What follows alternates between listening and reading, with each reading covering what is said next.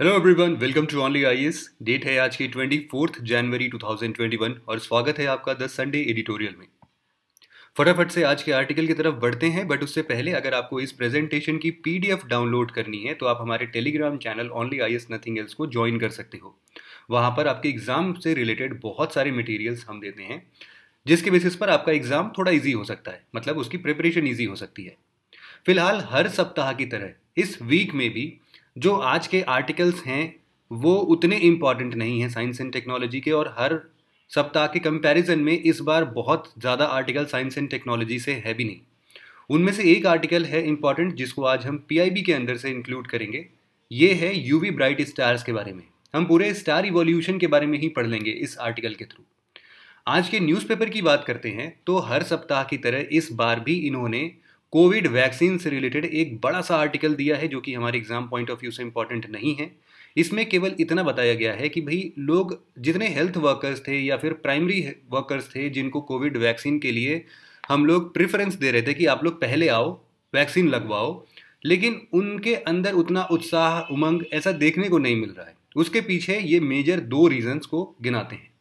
सबसे पहला रीज़न जो इनके तरफ से है वो ये है कि जितने तेज़ी से हमने वैक्सीन डेवलप की है वो कहीं ना कहीं एक हेजिटेंसी इनके अंदर में लेके आ रहे हैं। हेजिटेंसी का मतलब लोग हेजिटेट हो रहे हैं कि वो इतने कम समय में कैसे वैक्सीन डेवलप कर दी है और पता नहीं ट्रायल सही से हुआ है नहीं हुआ है, इसके लिए काफ़ी हेजिटेंट है लोग, तो वो आ नहीं रहे हैं इतने तेज़ी से।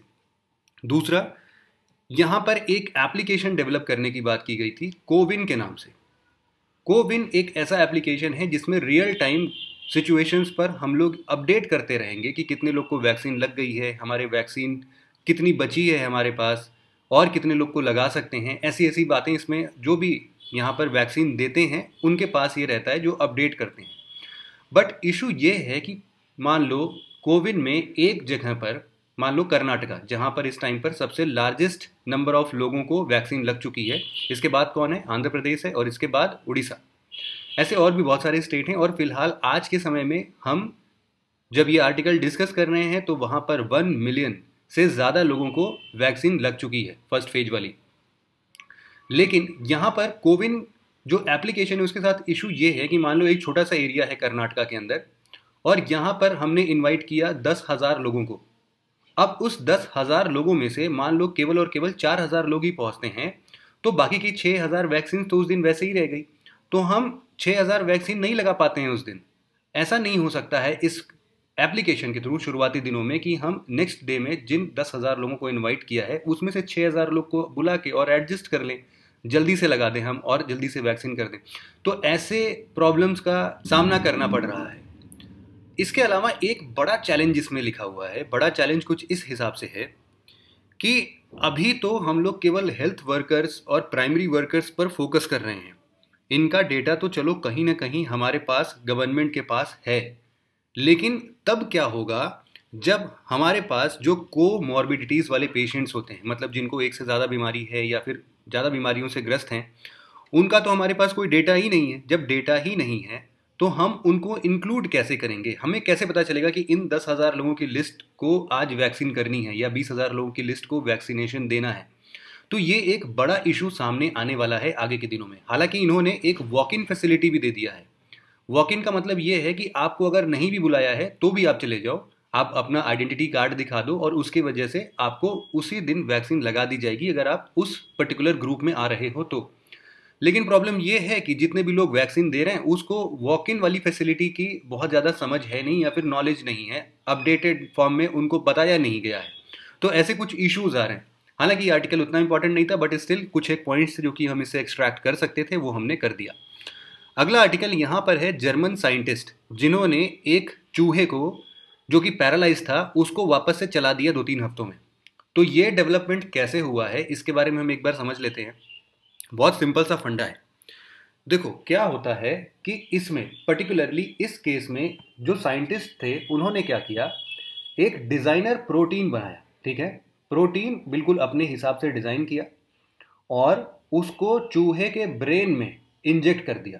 ठीक है, अभी क्या होता है मैं आपको बताता हूँ। ब्रेन में आपको लगता है कि काफ़ी खतरनाक हो गया होगा, बट स्टिल क्या होता है कि हमारे शरीर में इवन ह्यूमन बेसिस पर भी अगर हम बात करते हैं तो पैरालाइज इंसान क्यों होता है? मान लीजिए कि हमारा लेफ्ट हैंड जो है या फिर लेफ्ट आर्म जो है वो पैरालाइज हो गया, तो इसका मतलब ये है कि लेफ्ट आर्म और ब्रेन के बीच में जो सिग्नल का आदान प्रदान होता था उसके बीच में इंटरप्शंस आ गई, या फिर वो अभी रिसीव या ट्रांसमिट करने की कैपेसिटी में नहीं है। और इसको ये कैपेसिटी प्रदान कौन करता था? ये करता था हमारे पास नर्व फाइबर होते हैं, ठीक है। ये नर्व फाइबर्स या फिर नर्व सेल्स का काम होता है कि वो ऐसे मैसेजेस को, अब जैसे हाथ उठाना है, कोई ग्लास पकड़ना है, तो उन सभी चीज़ों को ये सिग्नल्स देते हैं, हमारे ब्रेन सिग्नल देते हैं और वो हमारा बॉडी पार्ट वैसे ही एक्ट करता है। तो ये सिग्नल टूटने से वो पैरालाइज हो जाता है, लेफ्ट आर्म हमारा मान लो पैरालाइज हो गया। अभी क्या हो रहा है कि इस प्रोटीन की वजह से, जो भी डिजाइनर प्रोटीन बनाया गया है, वो ना केवल नर्व सेल को स्टिमुलेट कर रहा है, स्टिमुलेट करने का मतलब है कि उसको झटका दे दिया, उसको जगा दिया। मान लो नर्व सेल अभी भूल गया था, सो गया था, उसको एकदम झटका देके जगा देना कि जाओ तुम्हारा काम ये है, फटाफट से उस आर्म को ये मैसेज दो कि वो ग्लास पकड़ना है। तो ये वाला मैसेज तुरंत वो एकदम से उठेगा और अपना इंफॉर्मेशन लेके लेफ्ट आर्म तक हमारे पहुंच जाएगा और लेफ्ट आर्म हमारा वो परफॉर्म कर देगा। तो ऐसा स्टिमुलेशन तो ये देता ही है।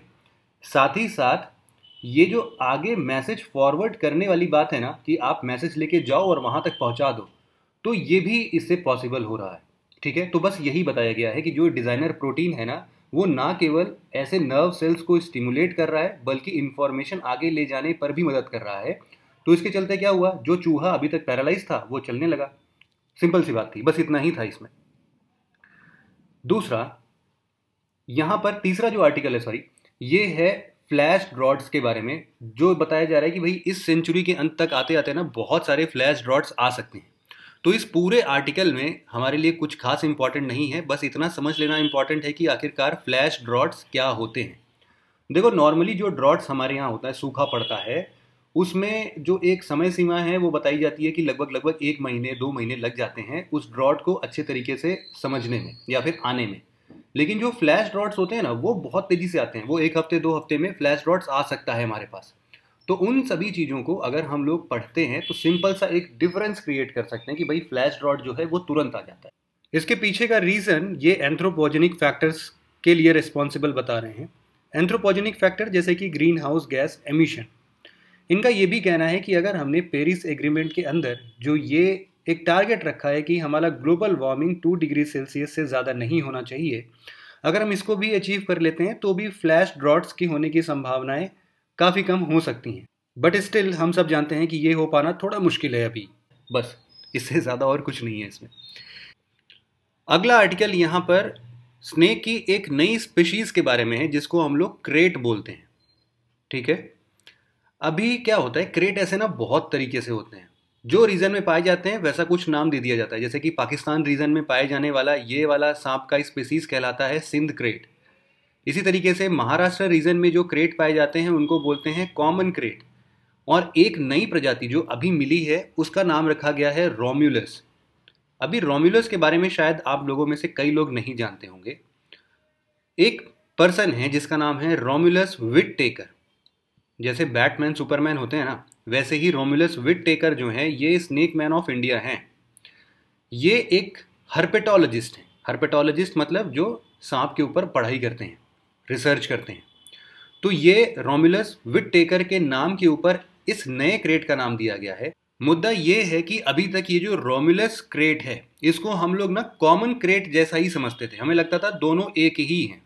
लेकिन रिसेंट स्टडीज़ में ये समझ में आया कि रोम्यूलस क्रेट का जो वेनम है उसको हम लोग न्यूट्रलाइज ही नहीं कर पाए, जबकि हमने एंटी वेनम्स बना रखे हैं ऐसे बहुत सारे। 4 एंटी वेनम हैं जो कि लगभग लगभग 4 बड़े जो सबसे जहरीले सांप हैं हमारे। भाई ये जो क्रेट है ना ये कुछ और है। तो इसके बारे में स्टडी कंडक्ट की गई। सिंपल सी बात है, यहाँ पर हमें ये बात पता होनी चाहिए कि ये आर्टिकल इम्पॉर्टेंट क्यों है, क्योंकि हमारे देश में लगभग लगभग 58,000 से ज़्यादा डेथ होती है केवल और केवल स्नेक बाइट से। और इवन ये नंबर चला जाता है लगभग लगभग इसके 3 गुना, जो कि मतलब 3 × 58,000 कर दीजिए, वो परमानेंट डिसेबिलिटी का कारण बनता है। तो इसीलिए रिसर्च होते रहते हैं इन सभी चीज़ों पर। तो बस इतना ही था। यहाँ पर एक आर्टिकल है कि तितलियाँ उड़ती कैसे हैं। बहुत सिंपल सा एक रिसर्च कंडक्ट हो रहा था, तो बोला गया कि भाई तितलियों के विंग्स तो बहुत बड़े होते हैं और इनका जो शरीर है वो बहुत ही छोटा होता है, तो कैसे ये उड़ पाते हैं? नॉर्मली जो बाकी के पक्षी हैं जो उड़ सकते हैं, इंसेक्ट्स जो उड़ सकते हैं, उनमें ये टेंडेंसी नहीं पाई जाती, तो क्या रीज़न है? तो बोला गया भाई देखो कुछ नहीं है, ये अप स्ट्रोक और डाउन स्ट्रोक मतलब पंख ऊपर और नीचे करते हैं ना, तो उसमें क्लैप वाला फेनोमेना आता है। क्लैप जब भी हम करते हैं, मान लो कि हमने इनके दो विंग्स हैं, इन्होंने क्लैप किया नीचे की तरफ, तो जो बीच में यहाँ पर हवा पूरा था वो पुश हुआ नीचे की तरफ और इससे इनको थ्रस्ट मिला ऊपर आगे की तरफ बढ़ने के लिए, या फिर जो भी दूसरे दूसरे डायरेक्शंस हैं, तो उस तरीके से ये उड़ लेती हैं। बस इतना ही था इसमें, ठीक है। तो आपको भी समझ में आ रहा होगा कि बहुत कुछ खास आर्टिकल्स हैं नहीं। फिलहाल हम आज के अपने इंपॉर्टेंट आर्टिकल की तरफ बढ़ते हैं, जिसका नाम है UV bright star spotted in globular structure, जिसका नाम रखा गया है NGC 2808। अभी यूवी ब्राइट स्टार्स क्या होते हैं या फिर ये पूरा स्टेलर इवोल्यूशन क्या है, इसके बारे में हम पढ़ते हैं। फिलहाल ये आर्टिकल हमारे GS पेपर 3 के स्पेस टेक्नोलॉजी से संबंधित है। ये न्यूज़ में फिलहाल इसलिए रहा क्योंकि हाल फिलहाल में एस्ट्रोनॉमर्स ने एक अल्ट्रावायलेट ब्राइट स्टार स्पॉट किया है हमारे मिल्की वे गैलेक्सी में ही। यहाँ पर ना बहुत सारे कॉन्स्टिलेशंस हैं, इसके बारे में भी अभी हम पढ़ेंगे। तो उन कॉन्स्टिलेशन में एक कैरिना नाम की कॉन्स्टिलेशन है जिसके अंदर ये अल्ट्रावायलेट ब्राइट स्टार का पूरा झुंड एस्ट्रोनॉमर्स ने स्पॉट किया है। इसमें इंडिया का पहला multi wavelength space satellite AstroSat ने भी काफ़ी हेल्प की है एस्ट्रोनॉमर्स की। अब ये सब क्या है, इन सब के बारे में एक बार हम डिटेल से चर्चा करते हैं। सबसे पहले हम ये समझते हैं कि इन सभी चीज़ों से होगा क्या, आखिर क्यों पढ़ रहे हैं लोग। देखो सबसे मेजर रीज़न ये है कि हम हमेशा अपने यूनिवर्स के इवोल्यूशन की तरफ पढ़ाई करते हैं, या फिर हम ये समझते हैं कि अगर हमें एक बार पता चल जाए तो हो सकता है हम मानव की उत्पत्ति, या फिर जो हम ऐसे बिल्कुल वेग क्वेश्चंस आते हैं कि क्या दूसरे लोग भी इस पूरे यूनिवर्स में एग्जिस्ट करते हैं, हमारा यूनिवर्स कैसे बना, स्टार्स कैसे इवॉल्व होते हैं, कैसे उनका डेथ होता है, ब्लैक होल का क्या कॉन्सेप्ट है, इन सब के बारे में हमें अच्छे से समझ में आ जाता है। इसके लिए सबसे इम्पॉर्टेंट नासा का एक हबल स्पेस टेलीस्कोप है। हबल स्पेस टेलीस्कोप का क्या मतलब होता है? ऐसे टेलीस्कोप जिसको हम लोग स्पेस में लगाते हैं। और ये स्पेस कौन सा होता है? बेसिकली ये लो अर्थ ऑर्बिट में लगते हैं। लो अर्थ ऑर्बिट क्या है? अप्रोक्सीमेशन अगर अर्थ के हम सराउंडिंग की बात करें तो 200 किलोमीटर से लेके 1000 किलोमीटर तक के बीच में ये जो भी रीजन है ये लो अर्थ ऑर्बिट का रीजन कहलाता है। हालांकि ये जो लिमिट्स हैं ये अलग अलग आर्टिकल्स में अलग अलग जगहों पर आपको और भी इधर उधर मिल सकते हैं, बट अप्रोक्सीमेशन में आप इतना समझ सकते हो ये 2000 तक भी जाते हैं किसी किसी किताबों में। तो आप अप्रोक्सीमेशन में समझ सकते हो कि लो अर्थ ऑर्बिट मतलब अर्थ के पास वाला कोई ऑर्बिट है। तो इन सैटेलाइट्स को इन टेलीस्कोप्स को हम लोग लो अर्थ ऑर्बिट में भेज देते हैं। 1990 में हबल स्पेस टेलीस्कोप को हमने भेजा था और अभी भी ये ऑपरेशन में है। इसी ने ऐसे कुछ, और साथ ही में जो हमारा एस्ट्रोसेट है वो भी कुछ ऐसा ही मल्टी वेवलेंथ प्रोड्यूस करता है जिससे हम लोग ऐसी इमेजिंग कर सकते हैं, मतलब कि खूब सारी तस्वीरें खींच सकते हैं अलग से, जिससे कि हम ऐसे अलग अलग स्टार्स को स्पॉट कर सकते हैं। ठीक है, तो ऑब्जेक्टिव्स आपको समझ में आ गया। इसी तरीके से इन्हीं की मदद करने के लिए और भी बहुत सारे ऐसे टेलीस्कोप्स हैं जैसे कि यूरोपियन स्पेस एजेंसी का एक गाइया, ये स्पेस ऑब्जर्वेटरी है। ठीक है, यहाँ पर आप देख सकते हैं इस पिक में। तो सभी ने अपने अपने हिसाब से काम किया और इसको प्रेडिक्ट करने में मदद की। तो यूवी ब्राइट स्टार्स आखिरकार क्या होते हैं इनके बारे में हम पढ़ते हैं, थोड़े बेसिक्स के ऊपर चलते हैं। NGC 2808 के अंदर, जिसकी पिक आप यहाँ पर देख सकते हो, लगभग 34 यूवी ब्राइट स्टार्स हैं, ऐसा बोला जा रहा है। अच्छा, यहाँ पर एक चीज़ लिखा हुआ है ग्लोबुलर स्ट्रक्चर। इसका क्या मतलब है? ग्लोबुलर स्ट्रक्चर का मतलब ये है कि ये ग्लोब शेप में है, स्फेरिकल शेप में है, जैसा कि आप इस पिक में भी देख सकते हो। यही पिक एस्ट्रोसेट ने हमें प्रोवाइड की है। तो क्या ये ओरिजिनल पिक है? नहीं, ये ओरिजिनल पिक्चर्स नहीं होते हैं क्योंकि ये इलेक्ट्रॉनिकली डिज़ाइन होते हैं। क्योंकि ये जो यूवी ब्राइट स्टार्स हैं हमसे काफ़ी दूर हैं, तो हम नॉर्मल पिक्स नहीं ले सकते। जैसे कि हम अपने कैमरा या फिर मोबाइल फ़ोन से क्लिक करते हैं वैसी फ़ोटोज़ नहीं है ये इलेक्ट्रॉनिकली डिज़ाइंड है, एनिमेटेड नहीं है, मतलब काल्पनिक नहीं है, लेकिन बिल्कुल ओरिजिनल फॉर्म में भी नहीं है। ऐसा कुछ हो सकता है नियर अबाउट, ये हम प्रेडिक्ट कर सकते हैं। तो ये जो ग्लोबुलर स्ट्रक्चर जिसके अंदर 34 यूवी ब्राइट स्टार्स की हम बात कर रहे हैं, इसमें से एक यूवी ब्राइट स्टार की बात करें तो वो हमारे सन से लगभग 3000 गुना ज़्यादा चमकीला है, ज़्यादा ब्राइट है, और इसका सरफेस टेम्परेचर अप्रॉक्सीमेटली 1,00,000 केल्विन तक होने की बात की जा रही है। ये हॉट यूवी ब्राइट स्टार्स हमारे रेड जायंट स्टार्स और मेन सीक्वेंस स्टार से थोड़े डिफरेंट होते हैं। अभी ये रेड जायंट क्या है, मेन सीक्वेंस स्टार क्या है, इसके बारे में पढ़ते हैं। फिलहाल हम इसके सिग्निफिकेंस की बात करते हैं पहले, कि होता क्या है, क्या फ़ायदा मिलेगा। सबसे पहला कि हम स्टार्स की प्रॉपर्टीज समझ सकते हैं कि भाई वो कितने चमकीले होते हैं, उनका रेडियस कितना बड़ा होता है, उनका टेम्परेचर कितना होता है। इवोल्यूशन कैसे हुआ स्टार्स का, अभी तक ये नहीं पता है कि स्टार्स की डेथ कैसे होती है। मतलब कोई भी, अभी तक बहुत सारे थ्योरीज तो हैं, बट कोई कॉन्क्रीट थ्योरी हमारे पास नहीं है जिसके ऊपर हम रिलाई कर सकें। इसके अलावा ऐसा बोला जाता है कि जो हमारे स्टेलर सिस्टम, पुराने स्टेलर सिस्टम से ना हमें खूब सारे अल्ट्रावायलेट रेडिएशंस मिलते हैं हमेशा। बोला जा रहा है कि यूवी ब्राइट स्टार्स जो होते हैं ना, यही एक रिस्पॉन्सिबल फैक्टर हैं जिससे हम लोग स्टेलर सिस्टम में अल्ट्रावायलेट रेडिएशंस को रिसीव करते हैं। मे भी ऐसा हो सकता है, इसकी संभावना जताई जा रही है। फिलहाल अभी जो बड़े बड़े शब्दों का मैंने प्रयोग किया है उनका क्या मतलब है, एक बार और बेसिक्स में चल के हम समझ लेते हैं। बेसिक्स की शुरुआत करते हैं हम गैलेक्सी से। देखो, गैलेक्सी कुछ इस तरीके से है। ये फिलहाल हमारी गैलेक्सी है जिसका नाम है मिल्की वे। अब यहाँ पर मिल्की वे गैलेक्सी के अलावा भी ऐसे बहुत सारे गैलेक्सी हैं इस यूनिवर्स में। अगर आप गूगल पर केवल सिंपल सर्च करोगे ना गैलेक्सी लिख के, ऐसे बहुत सारे सुंदर तस्वीरें आपको मिलेंगी जो कि थोड़े एनिमेटेड भी हो सकते हैं, बट वो गैलेक्सी के सारे फोटोज़ आपको दिखाती हैं कि हाँ ये गैलेक्सी कैसी है, बाकी अगल बगल की गैलेक्सीज कैसी दिखती हैं। हमारी गैलेक्सी कुछ इस तरीके से दिखती है, ऐसा हमने अनुमान लगाया है। अब यहाँ पर ये जो गैलेक्सी है इसके अंदर बहुत सारे कॉन्स्टिलेशंस होते हैं। कॉन्स्टिलेशंस का मतलब ये है कि छोटे छोटे फॉर्म में स्टार्स का ग्रुप हमने डिवाइड कर रखा है, कि एक ग्रुप ऑफ स्टार्स को हम कॉन्स्टिलेशन बोलते हैं, और उसकी वजह से हमने रीजन्स बांट रखे हैं।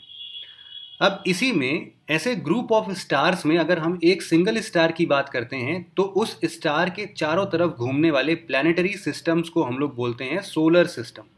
ठीक, तो हमारा वाला सोलर सिस्टम जो स्टार सन के इर्द गिर्द घूमता है वो कहाँ पर है, वो अप्रोक्सीमेशन में कुछ यहाँ पर है। ठीक है, इसी तरीके से इस गैलेक्सी के अंदर ये हमारा सोलर सिस्टम है। और सोलर सिस्टम जब हम अपने अर्थ से बाहर के इस गैलेक्सी को देखते हैं तो कभी कभी हमें ऐसी तस्वीरें दिख जाती हैं। आपने ऐसा बहुत बार देखा होगा। तो क्या आप कंपेयर कर सकते हो इस लाइन को इस वाली लाइन से? बेशक कर सकते हो। तो इसीलिए अब आपको थोड़ा थोड़ा समझ में आ रहा होगा कि ये सारी चीज़ें क्या हैं, और इवन आप ये भी समझ सकते हो कि ये जो है ये एक प्रॉपर एक कॉन्स्टिलेशन को भी दर्शा सकती है। यहाँ पर बहुत सारे कॉन्स्टिलेशंस के नाम लिखे हुए हैं जो कि हमारे सिलेबस के पॉइंट ऑफ व्यू से तो इम्पॉर्टेंट नहीं है, बस आपको जनरल अंडरस्टैंडिंग होनी चाहिए। तो इतनी बातें समझ में आ गई कि भाई एक गैलेक्सी होता है, गैलेक्सी के अंदर कॉन्स्टिलेशंस होते हैं जो कि ग्रुप ऑफ स्टार्स होते हैं, और उनमें से एक स्टार को अगर हम पकड़ते हैं तो वो बनाता है हमारा सोलर सिस्टम। फिलहाल हम अपनी बात स्टार पर ही कॉन्सेंट्रेट करके रखेंगे। अब हम चलते हैं इवोल्यूशन की तरफ कि स्टार पैदा कैसे होता है और मरता कैसे है। उन सबको पढ़ने से पहले आप इस इमेज को देखो। इस पूरे सीक्वेंस में सबसे पहले आता है निब्यूला। निब्यूला एक तरीके का आप समझ सकते हो कि गैस का एक क्लाउड है। ठीक है, यहाँ पर हाइड्रोजन, हीलियम, ऐसा कुछ गैस होता है, उसका एक पूरा बड़ा, बहुत ही ज़्यादा बड़ा क्लाउड है। ये कन्वर्ट होता है मेन सीक्वेंस स्टार में। मेन सीक्वेंस स्टार जैसे कि हमारा सन एक मेन सीक्वेंस स्टार है। इसके बाद ये कन्वर्ट होता है रेड जायंट में, या फिर एक बड़ा स्टार रेड सुपर जायंट में कन्वर्ट होता है। इसके बाद ये बनता है नोवा में या फिर सुपरनोवा में, और इसके बाद इनकी डेथ होती है। मतलब जब रेड जायंट बनते हैं ना तो इनका डेथ वाला प्रोसेस स्टार्ट हो जाता है।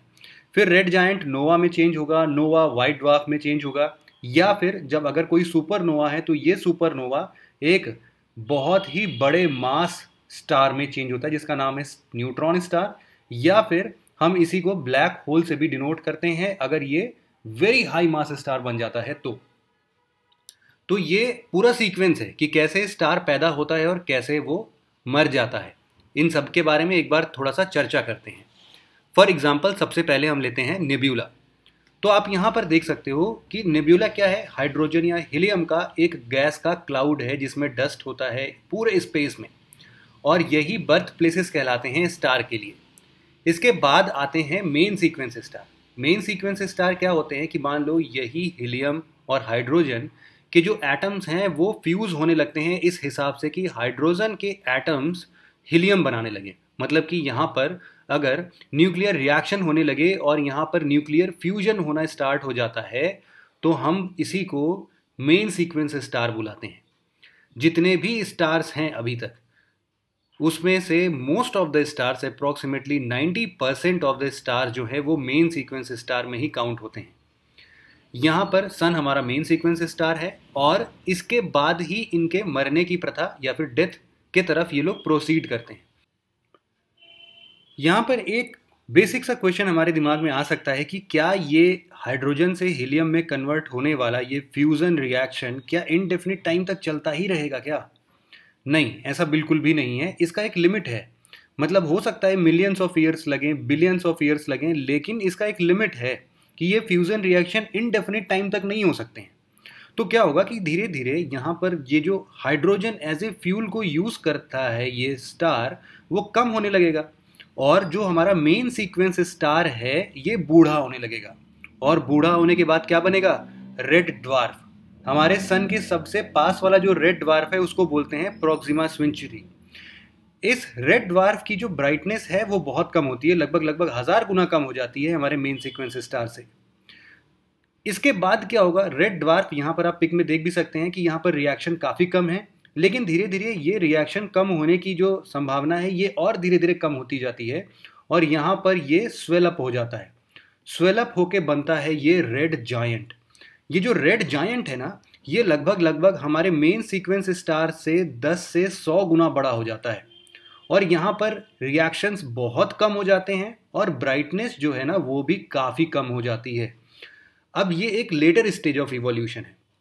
यहाँ पर हाइड्रोजन एज ए फ्यूल काफ़ी कम हो जाता है, इसीलिए यहाँ पर बहुत ज़्यादा रिएक्शन वगैरह कुछ होता नहीं है।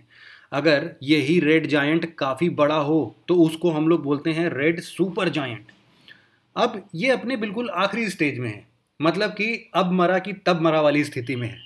अब ये जो रेड सुपर जायंट या रेड जायंट है ना इसके बाद का एक प्रोसेस है जिसमें स्टार की डेथ होती है और ये डेथ होती है एक एक्सप्लोजन से, बहुत बड़ा एक्सप्लोजन। इस एक्सप्लोजन को हम लोग नाम देते हैं नोवा। ये नोवा क्या होता है कि जब भी एक रेड जायंट वाइट ड्वार्फ बनने की कगार पर होगा तो इसके बीच में होता है ये एक्सप्लोजन जिसको हम लोग बोलते हैं नोवा। और अगर यही एक्सप्लोजन काफ़ी बड़े लेवल पर होता है तो इसको हम लोग बोलते हैं सुपरनोवा। सुपरनोवा को हम कुछ इस तरीके से डिफाइन कर सकते हैं कि इट इज़ अ सीक्वेंस या फिर it is a explosive death of A star. इसका मतलब ये है कि इस एक्सप्लोजन में जिसमें कि लाइट इतनी ज़्यादा निकलती है छोटे टाइम के लिए कि हमें लगता है कि 100 मिलियंस ऑफ स्टार्स, मतलब 100 मिलियन ऑफ सन जो हैं वो एक साथ चमकने लगे।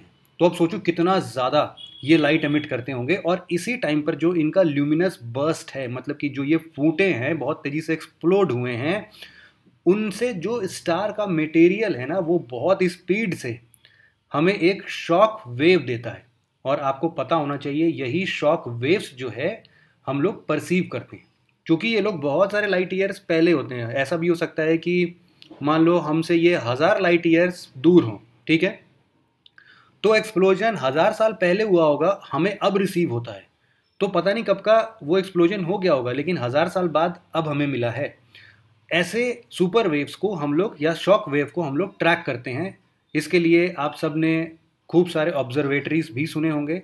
नीचे कमेंट सेक्शन में बताइए कि ऐसी कौन सी 2-3 ऑब्जर्वेटरीज हैं जिनको अभी इंडिया में भी अभी हाल फिलहाल में इस्टेब्लिश किया गया है, जो कि ऐसे शॉक वेव्स को प्रिडिक्ट कर सकते हैं या फिर उनको पहचान सकते हैं, उनको परख सकते हैं।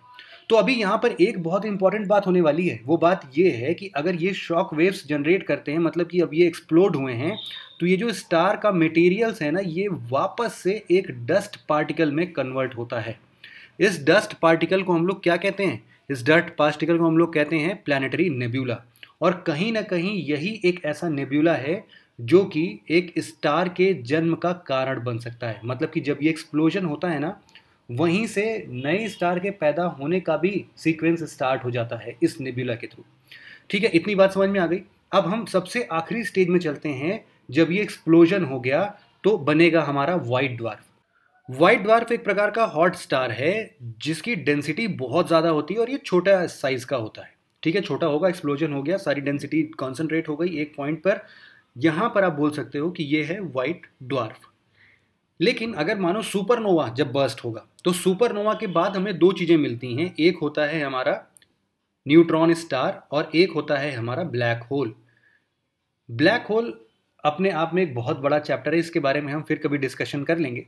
फिलहाल आप ये समझिए कि ये जो ब्लैक होल है ये हमारे टाइम स्पेस कॉन्टिन्यूम को बहुत ज़्यादा डिस्टॉर्ट करता है। मतलब कि अगर हम एक चादर पकड़ लेते हैं और यहाँ पर एक्सप्लोजन हुआ और यहाँ पर एक ब्लैक होल क्रिएट हो गया, तो ये जो चादर है ये इतना ज़्यादा डेंसिटी से नीचे तरफ चला जाता है, जैसे कि चार कोने पर अगर हम लोग चादर पकड़ लें और बीच में एक लोहे का बॉल डाल दें तो ये सैग कर जाएगा नीचे की तरफ, चादर नीचे की तरफ चला जाएगा। तो ये समझो कि बहुत ज़्यादा गहरा बन जाता है, इसीलिए ये स्पेस टाइम कॉन्टिन्यूम को बहुत ज़्यादा डिस्टॉर्ट कर देता है। ठीक है, बस इतना ही समझना था। फिलहाल ब्लैक होल के बारे में हम फिर कभी डिटेल से चर्चा करेंगे तो बहुत सारे इन्फॉर्मेशंस को हम देख लेंगे। फिलहाल सुपरनोवा कुछ इस प्रकार से हो सकता है। आप ये देखो, अब ये जो डस्ट पार्टिकल्स बने हैं ना, ये नेब्यूला के फॉर्म में बनेंगे और नेब्यूला कहीं ना कहीं स्टार को जन्म देगा। तो अपने मरने का कारण ही इनके जीने का कारण भी बन जाता है। इस तरीके से हमने पूरे स्टेलर इवोल्यूशन को बहुत ही अच्छे से समझ लिया। इस पूरे आर्टिकल के साथ साथ हमने एक और चीज़ पर डिस्कशन की थी जिसका नाम है एस्ट्रोसैट। देखो, एस्ट्रोसैट 2015 में इसरो ने सतीश धवन स्पेस सेंटर श्री हरिकोटा से लॉन्च किया था पीएसएलवी की मदद से। ये हमारे लो अर्थ ऑर्बिट में जाके अभी भी बढ़िया से घूम रहा है 650 किलोमीटर दूर पर। यहाँ पर इसका काम ये है कि वो अलग अलग अपने एक्सरे और अल्ट्रावायलेट टेलीस्कोप्स की मदद से बढ़िया इमेजिंग करता है, बहुत सारे फोटोज़ खींच के देता है हमें सेलेस्टियल बॉडीज़ की। जैसे कि अभी हमारे पास है ये NGC-2808। ये एस्ट्रोसैट IRS क्लास का सैटेलाइट है। IRS क्लास का मतलब है कि ये इंडियन रिमोट सेंसिंग सैटेलाइट का एक हिस्सा है। तो कभी कभी यूपीएससी ऐसे स्टेटमेंट्स बनाती है कि क्या एस्ट्रोसैट जो है वो Indian remote sensing satellite class का एक सैटेलाइट है, तो आप बेशक उसको हाँ में जवाब दोगे। तो बस आज के डिस्कशन में इतना ही था। आशा करता हूँ कि इस डिस्कशन से आपको स्टेलर इवोल्यूशन बहुत अच्छे तरीके से समझ में आया होगा। Thank you very much for listening it very patiently, friends. Have a nice day.